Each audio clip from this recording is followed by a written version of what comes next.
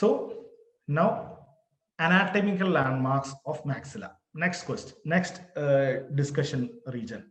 So anatomical landmarks, again from front to back we will discuss. We have the labial frenum, then the labial vestibule beneath, means beside it, then the buccal frenum, then the buccal vestibule, then posterior most you have the hamelar notch and the tuberosities, right? So each one we'll be discussing. The limiting structures, it can be classified, the anatomical landmarks of edentulous maxilla can be classified as limiting structures, supporting structures, and relief structures. Limiting structures are which limit the extent of the denture. So the labial frenum, labial vestibule, buccal frenum, buccal vestibule, hamelar notch, post-palatal seal area. These are the limiting areas of the maxillary arch. Clear? So coming to labial frenum, one single question or one single data you have to know about maxillary labial frenum, no muscle. Which all muscles are attached to maxillary labial frenum? Frequently asked question. The answer is no muscle is attached to labial frenum. Maxillary labial frenum, it is a passive frenum. So you just have to pull the upper lip just downward to activate or in order to relieve the maxillary labial frenum. Okay, no need to move sidewards and all. Usually we do the same thing, right? It is because there is no muscle attachment to the maxillary labial frenum. Nothing you have to remember other than this. Okay, it is a passive frenum. So that is about maxillary labial frenum. Labial vestibule. Labial vestibule is the region from the maxillary labial frenum to buccal frenum. That region between the maxillary labial frenum and buccal frenum. Okay, so it has been divided into two equal halves by the labial frenum, maxillary labial frenum. And this region, again, only one question usually asked from this: which is the muscle which is having indirect effect, or which is the muscle is having effect over the labial vestibule? Okay, labial vestibule, it is the orbicularis oris. Orbicularis oris, the muscle which surrounds your lip. Okay, so the main muscle which forms the outer surface of the labial vestibule is orbicularis oris. Since the muscle fibers runs in the horizontal direction, it has only indirect effect over the impression over this region. Understood? It has only indirect effect. There is no direct effect, only because the contraction of the lips will contract the labial vestibule, but their action is in the opposite direction. In fact, it is acting over the horizontal region, compared to vertical. So the orbicularis oris is having an indirect effect. That is the only thing you have to remember as far as the labial vestibule is concerned. Clear? Now coming to buccal frenum. Buccal frenum is different from labial frenum because maxillary, I'm telling, buccal frenum has got muscle attachments. Now, how many muscle attachment? That is the first thing you have to know. 3 muscles are attached. So buccal frenum, you have got muscle attachment. Rest, no need to, they are attached to the crest of the ridge, everything that will not be asked for your question. Remember that they are active frenum. They are active frenum. So because there is muscle attachment beneath the buccal frenum. So what are the muscles attached to the buccal frenum? 3 muscles are attached. The main muscle which is attached just beneath the buccal frenum, that is levator angulae oris caninus muscle. Levator angulae oris is attached just beneath the maxillary buccal frenum. Now the buccinator muscle is attached to the buccal behind the buccal frenum. Orbicularis oris muscle is attached in front of the buccal frenum. So what happened? The orbicularis oris pulls it forward, the buccinator muscle pulls it backward, and also the levator angulae muscles pulls it in the superior direction. Now remember how we used to record the buccal frenum. buccal frenum, we used to move the cheek front, back, and down. This is the reason. Understood? In order to get the movements of three different muscles in the three different directions. Clear? You can correlate the clinical aspect with the theory now. Clear? That is why we are doing the movement forward, backward, and downward. Clear? So it is an active frenum, one thing. Three muscle attachment, second thing. Third one, in order to record it, you have to do the cheek movements. Clear? So buccal frenum is an active frenum. So what we get is, yes, it's a crescent shaped relief. It is what we get over the buccal frenum rather than a V shaped. It is because of relieving these three muscles. Now coming to buccal vestibule again. Hope it is clear. So the labial frenum is over, labial vestibule is over, buccal frenum is over. Now coming to buccal vestibule. Buccal vestibule is that region behind the buccal frenum till the hamelar notch, or till the posterior most region of the tuberosity. That is the buccal vestibule. In this buccal vestibule, there is a region, and before that, size of the buccal vestibule varies with the contraction of the buccinator muscle. Yes, when the buccinator muscle contracts, the size decreases. Again, position of the mandible, I will discuss it, how the position of the mandible is going to affect the buccal vestibule, and the amount of bone lost from the maxilla. Yes, when the bone loss is more, the buccal vestibule will be larger. Understood? So depending upon the ridge resorption, the size varies. Clear? Now, this region has to be recorded by moving the lateral jaw movements. Why? This region has to be recorded by doing or by asking the patients to do wide opening and also lateral movements of the mandible. It is because of this space, coronomaxillary space. Coronomaxillary space is the space that is anteriorly bounded by the zygomatic process, zygomatic process, posterior by the hamelar notch, medially by the tuberosity, laterally by the coronoid process. That is the reason. Laterally, it is bounded by coronoid process, inferiorly by the crust of the ridge.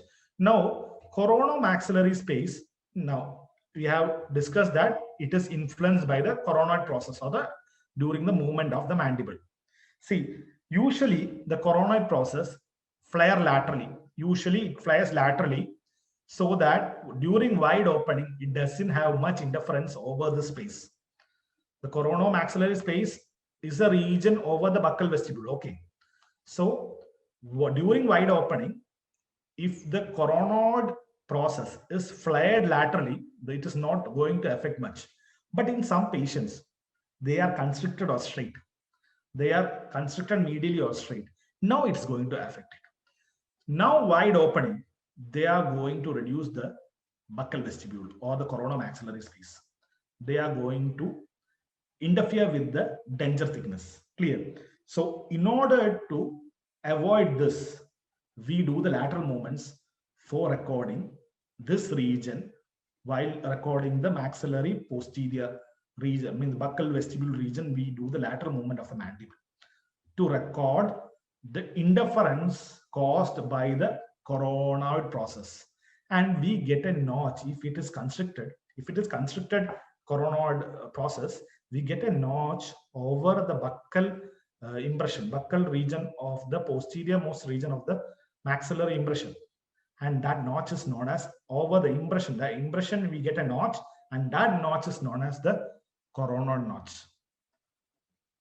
Okay, so the coronoid notch is got due to the coronoid process of the mandible, lateral movement of the mandible. The coronoid process shapes the buccal aspect of the impression, posterior buccal aspect of the impression of the maxilla. Clear? So narrowing under, so border molding procedure, opening, closing, and also with the protrusion and lateral movements of the jaw has to be done. Clear? That is the importance of buccal vestibule. While recording, you have to check the interference caused by the coronoid process. That region where it is laterally bounded by the coronoid process, medially by the tuberosity, and inferiorly by the crust of the ridge, anteriorly by the zygomatic process, posteriorly by the hamular notch. That region is known as coronomaxillary space. Okay.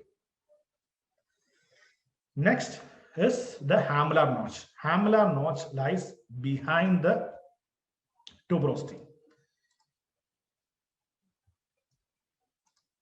Hamular notch is a displaceable tissue about 2 mm wide, which lies behind the tuberosity, maxillary tuberosity, and in front of the hamular process of, or in between the hamular process of medial pterygoid.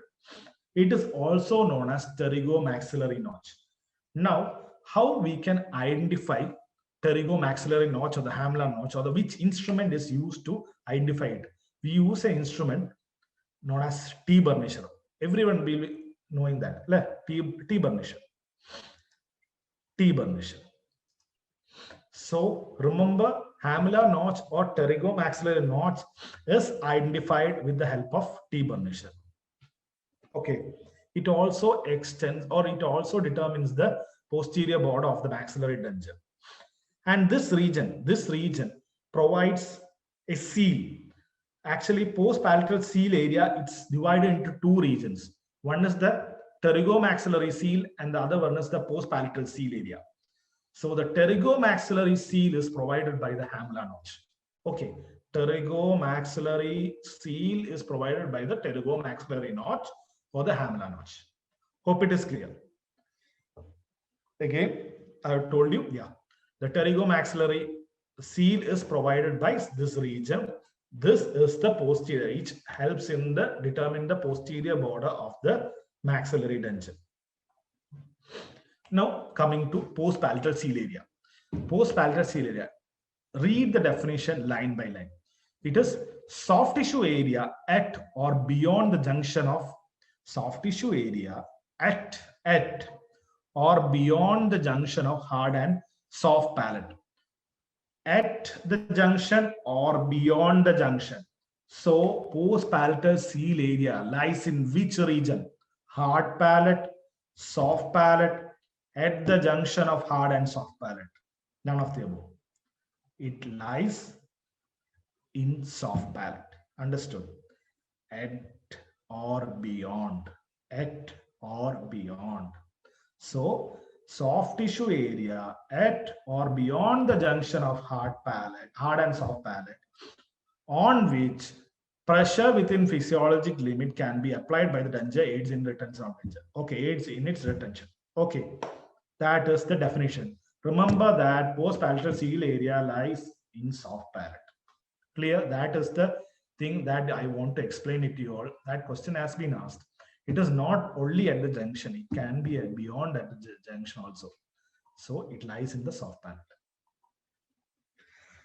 Now, fovea palatina or palatine fovea region. See, palatine fovea, it's actually ductal opening of several mucous membrane ducts over the palate. Okay. Only thing you have to remember, they are ductal opening, they are the relief area, they have to be relieved. They help in extension of denture also. They help in the extension of denture also. It has been stated that the denture should extend 2 mm beyond the palatine fovea region. 2 mm beyond the palatal fovea region, but it is not universal. Okay. There are many exceptions in this data. So it has not been that frequently used as a landmark for the denture extension, but still question can be asked.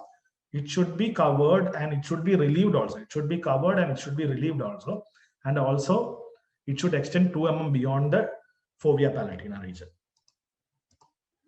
So fovea palatina region, it acts as the guide for the posterior border of the denture. So it should be 2 mm beyond the fovea palatina region. Now, MM House classification of soft palate. I have told you again, they have been classified as class 1, class 2, class 3, based upon the angle. The same thing also has been described based upon the amount of mobile tissue, based upon the width of the amount of mobile tissue. Class 1 will be having maximum amount of mobile tissue. Class 1 is same as the class 1 what you have learned before. The 0 to 10 degree value is same as class 1. Here the compressible tissue or the movable tissue will be more than 5 mm. Remember, more than 5 mm. So the width of the soft palate or the width of the compressible soft palate for retention PPS area will be greater in class 1. Class 2, 1 to 5 mm. 1 to 5 mm. So compared to class 1, class 2 will be having less retention. Class 3, yes, the compressible tissue or the width of the tissue will be less. It will be 1 mm. Okay, so retention will be poor, or the prognosis is poor for class 3. Remember this also along with that. Okay, so the width will be greater for class 1. For class 2, it is 1 to 5 mm. Class 3, it is less than 1 mm. Okay. Now vibrating lines. Vibrating line, anterior vibrating line, posterior vibrating. Two vibrating lines are there. They are imaginary lines. Okay, they have imaginary lines. So the anterior vibrating line, they are located in the junction of the hard palate and soft palate. There is a mobile tissue is there, what we have learned in the PPS region. So they form the anterior border of post-palatal seal area. Anterior vibrating line forms the anterior border of the posterior palatal seal area. It is Couppet-Bowe shape. Now, how we can locate it? We can locate it either by Valsalva maneuver. Valsalva maneuver is one technique to identify the anterior vibrating line, or ask the patient to say short, vigorous ha. Remember, give importance to that short, vigorous burst of ha. Okay, it is not a straight line. It is Couppet-Bowe shape because of the presence of Hamela process, and it is about 2 mm in front of fovea palatina. Okay, it is 2 mm in front of fovea palatina. Clear? Now posterior vibrating line. Posterior vibrating line, yes, it is a line joining the one Hamela notch to other Hamela notch. It's an imaginary line joining one Hamela notch and the other Hamela notch. It is actually the junction of aponeurosis of tensor valli palatini and muscular portion of soft palate. Okay, it is actually the junction of aponeurosis of tensor valli palatini muscle and also the muscular portion of soft palate. Now, how to identify posterior vibrating line? Again, patient is asked to say aha in an unexaggerated manner. Okay, so in an unexaggerated manner. So that's about the anterior vibrating line and posterior vibrating line. Posterior vibrating line, it's a straight line, whereas anterior vibrating line, it's not a straight line, it's Couppet-Bowe shape. Clear? Now, what are the importance or why we require post-palatal seal? Definitely, yes, it provides retention. That is the first thing. It provides retention. It prevents gagging because the tissue, it has been compressed and it will be irritating. It will be less irritating to the tongue. So it prevents gagging. It compensates for warpage. Warpage is a property of the acrylic resin. Due to that, there will be minor cracks. Minor cracks will be there over the denture or the acrylic. So it will counteract that. The thickness of the PPS region will counteract warpage. Okay. And it is over having a close contact with the mucous membrane. So there won't be any food lodgement over the posterior border. Understood? Again, it is sunken, so less irritating the denture, so less irritating the tongue. So it won't provide any, means it won't cause any gagging. Clear? So these are the advantages of post-palatal seal area. So these are the anatomical landmarks we have discussed this. Clear? Now, supporting structures of maxilla. Supporting structures of maxilla. There are two supporting structures, primary stress-bearing area and secondary stress-bearing area. Now, what is the criteria to divide it into a primary stress-bearing area and a secondary stress-bearing area? In order to become a stress-bearing area, two important things should be there. One is that it should be covered with a keratinized mucosa. The stress bearing area should be covered with keratinized mucosa. Why? Keratinized mucosa are more resistant to stress. One thing. Second thing, bone beneath the keratinized mucosa. Bone beneath the keratinized